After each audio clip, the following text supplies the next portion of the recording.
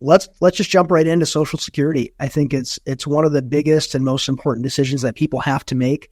A lot of times people focus on like little transactional details, and those are important too. You can certainly make mistakes when it comes to transactions and making a decision on the investments that you have, or where to pull from first, or different things like that.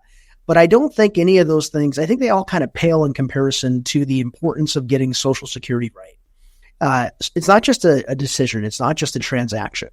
You're making a decision that's probably going to be the decision that you make for the rest of your life. Very few people turn on their Social Security benefits and turn them off, right? You can certainly do a withdrawal application. You can do it within 12 months of receiving your first Social Security check, but you'd have to pay everything back. So most people don't take them up on that option. So when you file for that benefit, you are making a 20, 25, or 30-year decision in many cases. So we just want to make sure that people treat their Social Security benefits as seriously as they would maybe their pension benefits or their 401k distributions, or putting together an income plan. Because for most people, and I have a quote from, I think it's from one of the directors of the Social Security Administration, and he talks about how over 50% of people rely on Social Security. And that's what keeps them afloat. It's what keeps them being able to pay their expenses for the month. Over 50% of it, and I can't remember what the exact figure is, but it also talks about people who rely on it exclusively. Now, obviously, you don't want to be in the situation where Social Security is the only source of income you have. And unfortunately, some people are in that position, but there's a huge percentage of people that rely on Social Security only. So we want to make sure that we spend the time that this topic deserves, and we spend the time and we talk about it accurately, because there's also a lot of misinformation out there on this topic. Yeah, absolutely. Well, one of these we also want to talk about is some of the challenges. So as of right now, Social Security is only fully funded until 2034. So what does that mean? If they don't make any changes, your Social Security is only funded at 76%, which means that you're going to get a 24% pay cut on your benefit if they don't make those changes. Now, a lot of you have done this. Many of you have maybe not. If you have not gone to ssa.gov, set up an account with setting up a username and a password where you can print off your report at any time, we highly recommend that. When you go online, one of the things you'll notice, based on your year of birth, it decides when your full retirement age is, and that's sometime between ages 66 to 67. If you're born in 1957, that full retirement age, not 1957, yeah, if you were born in 1957, you're kind of right in the middle, where your full retirement age is 66 and 6 months. But one of the things that I do want to assure you in is right now there's over 11,000 baby boomers retiring every single day in the United States. Think about how many that is. And I really believe that the Social Security and our officials are going to protect the Social Security for those that are in retirement. And it's not because they love you. It's not because they care about you, but it's because of, as of today, you still have the largest voting base, which I just think that if either party tries to reduce your Social Security, they're going to be voted out. And so what they're likely to do is take Social Security away from guys like Yelisey and I, people that are 20, 25, 30 years away from retiring, and protect it for those of you who are currently receiving it or are a part of that baby boomer generation. But one of the things we want to talk about is maximizing Social Security benefits. Yelisey, what do you want to say on that? Well, I love how you talked about the silver tsunami without actually saying that, but I think that's what you're referring to. So yeah, I think this year, over 30 million boomers are going to be retiring, reaching the age of 65 this year. And it's the biggest group of boomers retiring yet.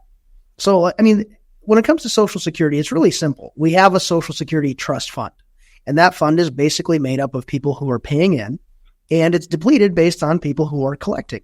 So the question is, how many do we have paying in versus how many we have collecting? And for over 30 years, Social Security actually ran a surplus. 3 decades where the trust fund was intact. And Trey, actually, we have a trustees report that comes out every year. And the most positive thing that's happened in a very long time for Social Security is the most recent trustees report that came out. And it actually shows that the Social Security Trust Fund is a little healthier than what we initially thought. So it's actually going to run out in 2035. And this is recent news.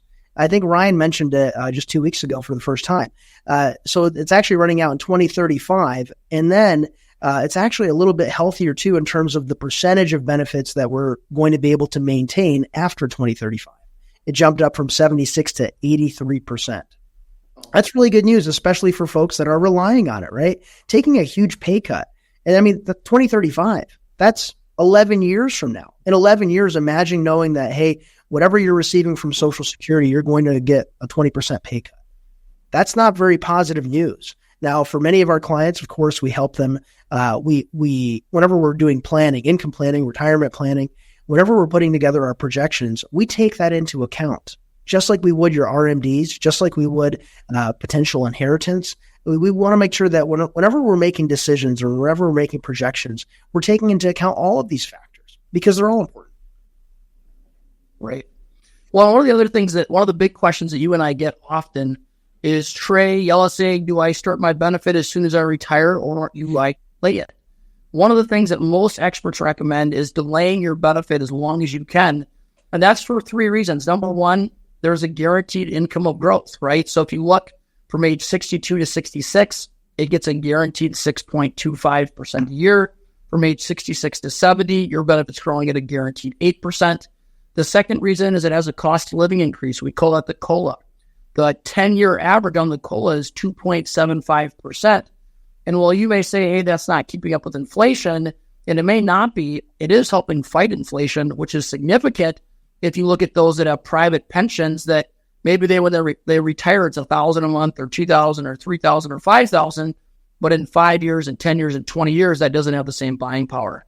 Yeah. The third reason why you would consider delaying Social Security is because one of the mistakes that I see a lot of people make is they sit down with their wife at IHOP or at Perkins on a Saturday morning, and they say, hey, in a year or 2 years or 5 years when we retire, you're going to have $2,200 a month from Social Security. I'm going to have $2,700 a month from Social Security. We're going to have that $3,000 a month pension. We're going to pull $3,000 a month from the IRA. And they're looking at what the take home is as a gross amount. But they don't realize that all of those different income sources are taxed differently. And depending upon what you turn on and in what order, there are formulas that actually could cause you to pay more in taxes by pulling from the wrong buckets in the wrong order. So 3 reasons to delay your Social Security. Number one, that cost of living increase. Number 2, you've got the guaranteed rate of return. And number 3, a good portion of your Social Security is tax-free. At minimal, at least 15% of that benefit gives you more tax-free income. And if you don't already know this, the name of the game in retirement is income. And it's not just generating income, but it's creating as much tax-free income as possible. And Social Security is one of those levers that potentially can give you more tax-free income than any other source other than a Roth account.